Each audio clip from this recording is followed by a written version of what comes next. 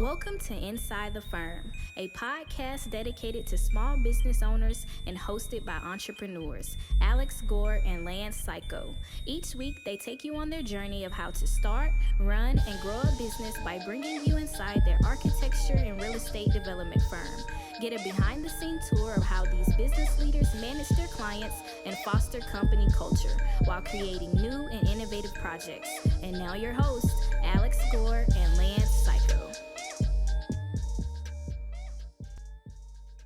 All right. Welcome to another episode of Inside the Firm. I'm your host, Alex Gore. I'm here with our other host, Lance. Bringing down some friends, going up into the mountains, having some fun, fishing. Cayko. He's here as well. Buckle up. Everything costs more. That's our show today. We're going to be talking a lot about it. Before we do that, let's get into our sponsors. One is, if you don't know, I have a course where I teach architecture firms, construction firms, contractor firms how to make more money by increasing revenue, decreasing expenses, getting your systems in order. And one of the best feedbacks I heard, this was actually 2 weeks ago before we had a little bit of a break because of vacations, was this is like Inside the Firm podcast, but just way better because we go deeper and are accountable and get things done actually. Because this is like Inside the Firm podcast. I love that so much. Half the people in it are from the podcast. So they're like, this is great. So if you like this vibe, if you're listening to this, if you've listened to this more than once, go check out buildabetterco.com. Check out our systems, 5 ways to gain more profit. If that interests you, you can give me a call and we can see if we are a right fit. buildabetterco.com. This episode is also brought to you by ARCAT. If you can't find the product data you're looking for, you might be using the wrong search engine. Broad searches result in consumer products, out-of-date information, and websites that don't hide or have the information you're looking for. If you need specifications, CAD or BIM, ARCAT.com is your search engine. Find and download the up-to-date data you need fast. ARCAT.com is free and requires no registration, so try ARCAT today. That's ARCAT.com. This episode is also brought to you by Pella Luxury. Experience a collection of brands that brings your creative vision to life. The luxury division of Pella is a world-class collection of brands, including Duratherm, Riley, and Bonelli, all pioneers of industry who provide window and door solutions to discerning architects, the building industry, and beyond. The luxury division of Pella doesn't push beyond the limits. They set them. Explore PellaLuxury.com/the firm today. Al, back to you. So back to me? Yeah, but let's first talk about everything costs more. Yeah. Not the Times Call article, but what are you getting basically from the field? What information? Oh, beautiful. I could jump ahead. No problem. Happy to do it. Okay. Lance from the field here. So I got as the longtime listeners know, we run 2 firms. One is F9 Productions. One is F14 Productions. F9 is our architecture firm. F14 is our sister general contracting firm for which we build some really cool stuff. And so on that note, then I bring field information back to the firm, back to you guys. Creates a nice feedback loop. Everybody wins because everybody knows more things. So I got an email from our lumber supplier, one of them, and they said, hey, and he emails everybody. So like all the contractors that he's working with. Been a while since I've had to reach out to you, and unfortunately it seems like it's always bad news. The lumber market has spiked. Expect OSB and dimensional lumber to rise between 25 to 40% in the next 2 weeks. Our weather has dried out, and foundations are going in at a rapid rate. Order files for OSB are now reaching into late August. Demand has started to outreach supply, driving costs up. I'll start sending out weekly reports to keep you posted. So here we go again with the inflation. It's happening again, and and this is not just Colorado because I posted about this in the Ontario architect community. Then got into an argument with the SIPS guy, which I will talk about later. And so. Basically, then Michelle Ann, my soon-to-be good friend Michelle Ann, in the Ontario Architect Group, I asked her if I could talk about this on the show today. I got permission. And then her and I exchanged a few emails, and we're going to have her on as a guest in late September, early October, to talk about the NAHB, of which she is a member, so the National Association of Home Builders. We love those guys. And she had to say, I am a member of the NAHB, so I get all the daily and weekly newsletters. Due to the housing shortage, new construction of single-family homes is up. Even with interest rates, supply chain issues have eased, and so, again, demand is up. In my opinion, this is going to be nationwide. The bottom line, we had a housing shortage since before 2009. It got drastically worse during the recession in 2008. Housing construction came to a screeching halt, leaving us with a shortage of 5 million homes nationwide as of last year. With the influx of immigration, the shortage is only going to get substantially worse. I was just thinking that last night. I was listening to his podcast, and they were talking about, like, we're getting, like, now, like a six-figure in terms of the immigration coming through each month, which is insane. Like 600, like over 100,000 people each month. That's a lot. The housing, she goes on to say, the housing shortage is only going to further inflate home and land prices. Raising the mortgage interest rates isn't going to fix this problem. If people can't move, they're going to do additions to their existing homes. Good. Yes. Yep. Or move to a different state. So between an increase in new home construction and existing home construction, it comes as no surprise that material costs are going to continue to soar because of supply and demand issues. Michelle, I love you so much for having just basic economics under your belt. That's awesome. As an architect, I'm saying that as an architect, like very, very important. We have a huge housing crisis that no one other than NAHB is trying to fix. I agree. Yeah, I would love to have, because here's why. They're the lobby group. They're the ones that are trying to lobby in the good way of, like, you guys need to deregulate. You got to loosen this thing up. She says they are finally they are desperately trying to get the Biden administration to understand that, in all caps, every single thing they're doing is making the situation worse in a variety of areas. Sadly, all the housing and construction issues are here to stay. So the AIA should actually take a lesson from their playbook. The AIA is lobbying not what the NHAB is lobbying for. They're lobbying for student loans forgiveness. Mm-hmm. That's not part of your mandate and mission. Like, that is not, and you can talk about, hey, that affects. They're going for student loan stuff? They're going for student loan stuff. God, you guys are the worst. If you want to go for economic on the college front, go for lowering costs, not just making stuff up. More competition. More inflation. I want to stay on this topic, too. Okay. So U.S. Yahoo Finance today, U.S. economy adds 187,000 jobs, missing expectations, but unemployment rate dips. So that's still a lot of jobs. The point that I'm getting at with this, it says jobs cool down continues, is they raise the interest rates again. And, I think I'm on record here is I think they should have stopped maybe 2 or 3 interest rates before, because they're again creating this other bubble, right? Yep.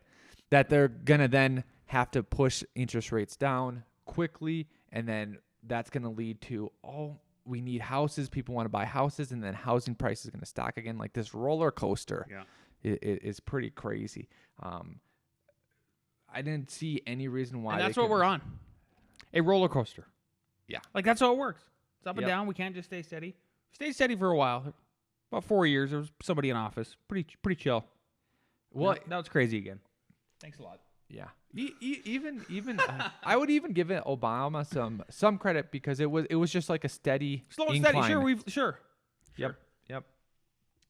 So anyways, I wanted to point that out, which leads to our next point, which is June billings remain stable. Hey, AIA, good job of doing like 2 things. They are 0.9 down from last month, but last month was at 51, so this is at 50.1. Anything above 50 is you're moving in the right direction. Design contracts, look at this. This is great. Last month 52.3. This month 52.7. Yep. I would say we're feeling the same. About the same. We're feeling the same. Yep. I sent out 3 proposals yesterday. Very exciting. Yep. I sent out. You had. I think then I had another sales meeting, and then I saw we had back to back same time. Yep. So I got. Yeah, that's another thing I got to do today. He's got to get it out. I heard him say, "Gonna try, might not do it. Going camping with might the be kids. Monday." Might be Monday. Yep. Yep. It is encouraging to see 2 consecutive months of stability in billings after a couple quarters of weakness due to high inflation, rising interest rates, and increased construction costs, says AIA Chief Economist Kermit Baker Honorary. Kermit, DM us. AIA. He's on GM. He's on X all the time. Yeah. That's Twitter. I'm just kidding. I have no idea. Oh, I have no idea either. I have no idea either. Yeah. So that's that. The other thing I wanted. Oh, you already saw. What? Pretend. Oh, did you Okay, miss it? no, I mean barely. So trust me, I'm not deep enough into the coffee right now. Everyone has their own metrics. There's KPI, key performance indicators. Yeah. We have our own of what we would like to see for backlog. What do you think architecture firms averages? For the backlog? Yeah. How many months? 4 months. 5. That's us. Yeah. That's where we've been at lately. 4 or 5 months. Yep, 4 or 5 months. Yep. So I saw that. I thought it was interesting. I like that. Where'd you find that in though? Like 2021 AI home trends? Okay. Yep. Huh, I like that. If you're watching on YouTube, you can see the chart. You can see the URL. You can see the chart. It was something about Nice graphic. Good job, AI. 3 things? Yeah. Well, they Holy GM. What was the other thing I wanted to bring up here? According to the AIA, home sizes are stabilizing while accessibility and overall design for aging in place remains popular. In addition, outdoor spaces continue to be a focus with outdoor living spaces, blended indoor-outdoor living, outdoor fireplace topping the list. Again, from Kermit, the overall square footage of home is now leveling off and even decreasing in entry-level homes. I would say absolutely true. Building costs play such a big factor now that trying to design smaller homes with more livability is the goal. Yep, there's... so basically they're talking about if you can't afford a new home, look to remodel and add smarter appliances and all that. Nice. What do we got next? That might be the... Here's actually the last thing I have. Yes. So the last... Oh, no. What? This article... Okay. Can you click on it? Click on the Times Call link. It's going to lock me out. Nope. We're good. Let me read off of it. Just. Oh, okay. Got us. All right. Well, let me just read you the headline. We should have hit airplane mode. Basically, I just wanted to reaffirm something else. Look, I'm here. Here's my Lance reaffirm Cayko. He is here to reaffirm. Al's right. Next time we get in an argument, I have to bring that card up. Absolutely. I am not pandering to him because it's a Friday and I'm in a good mood and we're both literally just going to the mountains to do awesome stuff. That is not what I'm doing. What I'm doing is...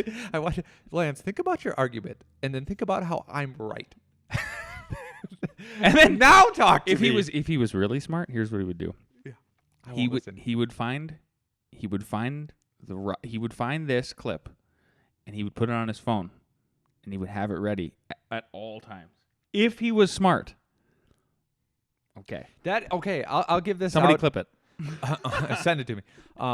Yeah. So because we have these arguments and everyone has these arguments. And if you have problems with your other business partner, the main sticking point is, and this is in relationships, is pause and be like, wait, before I just argue against their argument, can I see what's true in their argument? Can I see empathy? What is true in their argument? Oh, they're explaining it in a different way that I wouldn't explain it. Okay, I got it. Now we're on the same page. I see where you're coming from. That's our biggest sticking point in arguments. And I bet you honestly, in every argument, like not just us, everyone. Anyways, I say that because people ask me, like, how do you deal with your business partner? How do you deal with arguments? It's like, that's the biggest thing that you have. Okay, let's close that feedback loop, honestly. So let's say we have an argument. Let's say I hang up on Al and I tell him to grow up on the way back from Denver. Might have happened.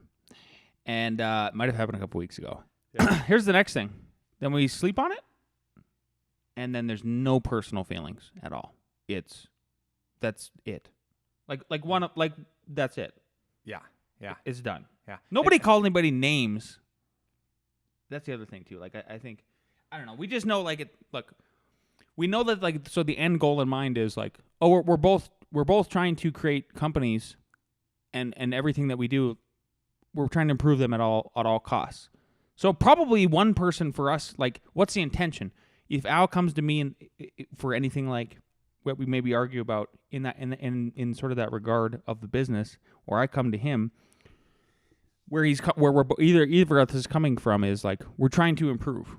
So like it's like something happened, so we're trying to improve. So the whole thing was just trying to improve. So maybe the tact was wrong in approaching it. Sure, nobody's perfect, but if that was the end goal in mind, okay. Okay, one more thing as long as we're on that.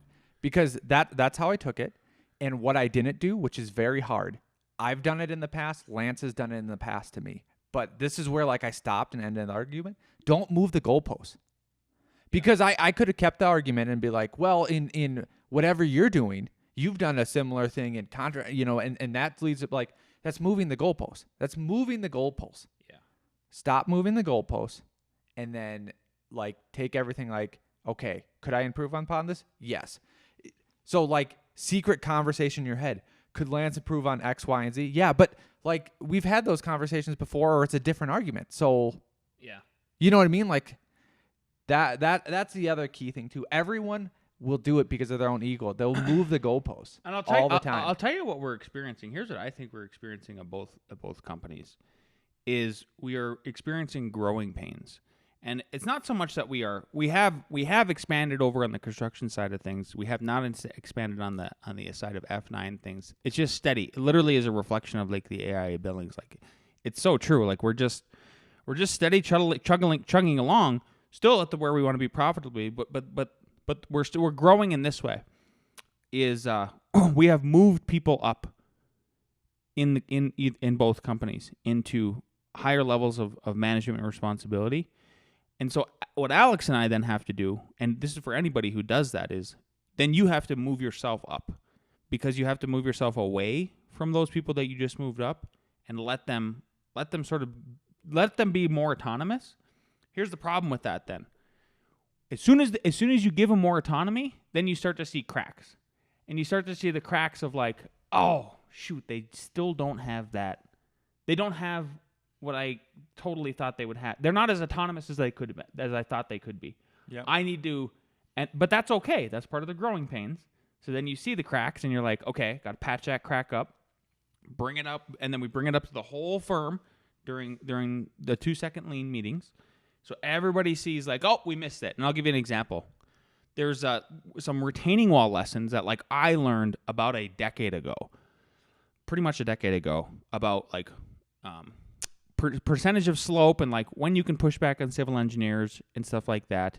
And then another good one is like we've had some mechanical, electrical, plumbing coordination things that like Alex and I learned that about a decade ago. And then when we pulled away and gave people more responsibility and let them be more autonomous, then we started getting feedback from the field and the design and everything, and then saying like, there's a crack. Okay, no problem. That's okay that there was a crack. The mistake would have been not learning the lesson and addressing the crack and bringing it to everybody's attention. And then we sealed that back up. So then it's like, okay, now we can peel away again.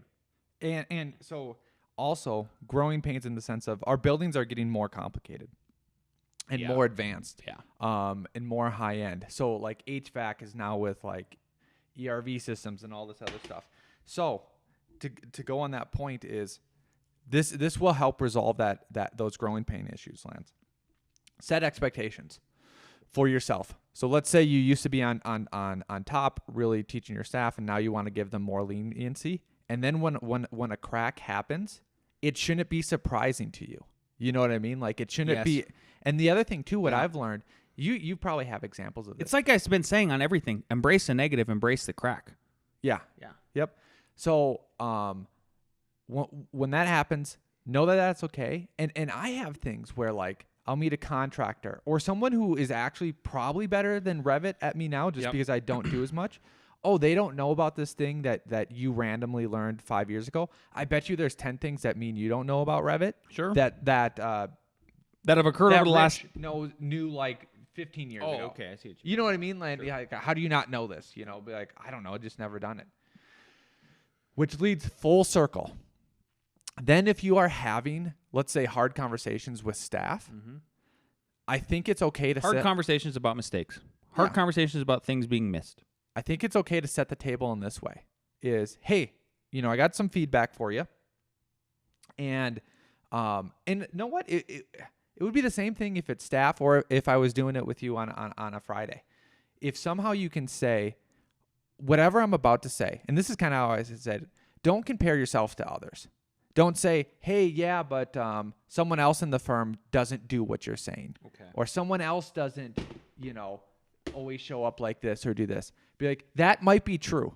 Give them the that might be true. Whatever I say, I want you just to think, can I improve in that area? And if the answer is yes, just take it in a positive way.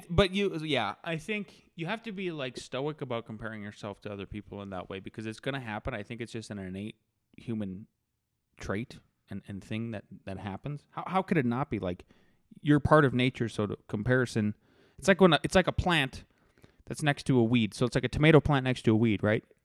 They're comparing themselves to each other, and then the competition, and then the people grow. So it's sort of acknowledging it without saying it.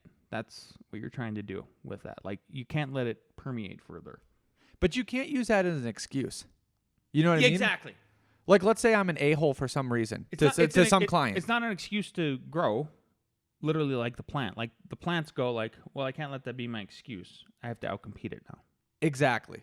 Don't let it be an excuse because you can point to someone else or whoever and be like, well, you don't do that perfectly. Like, just take it. Hey, is that something I can improve upon? Oh, yeah. Done. Yeah. Yep.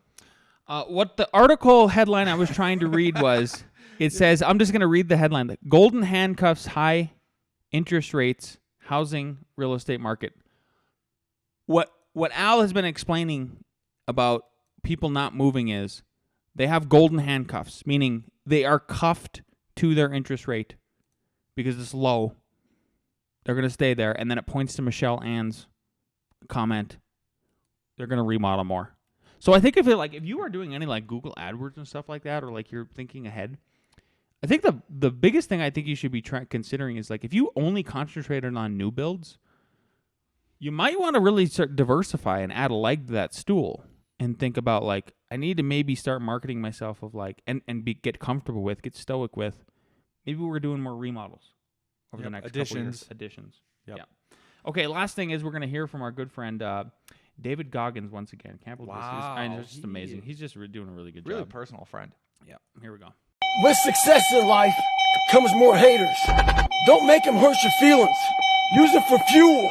Use them for energy. In times of need, put them on the fucking mental Rolodex in your mind. And when you don't want to do shit, roll through your brain. Pull up that motherfucker that you need. Use it for energy. Instead of killing them with kindness, torch them with fucking success. You have to push it to a point of discomfort. All those days and nights you don't want to train. David Goggins. I know. Personal friend. Did I tell you what my brother's been doing? What? So, and I'm going to make him do it on this trail. So I'm taking my brother, Lucas, and one of our friends, Matt Perry from college. They're coming down and picking up. I'm literally I got to leave in 20 minutes and go pick them up at the airport. And then we're going straight to the mountains, hiking up to 12,000 feet. He does those videos now. He sends them to me while he's running. He's like, who's going to carry the boat? Who's going to carry the logs? This is awesome. Yeah. Tell him I want in on those videos. Like, you just got to add like one more. I will tell him that. Yeah. I will tell him that. Yeah. Good. Yeah. Yeah. That's all we got for you. Right, Al? That's it. You got an outro. I don't got anything. This was great. Yep. I'll take them out. If you like this episode, you're watching on YouTube, please like, subscribe, leave us a positive comment. If you're listening on the iTunes, please leave us a 5-star review. And if you are really feeling generous, send me a gift. You know where to find me. See ya.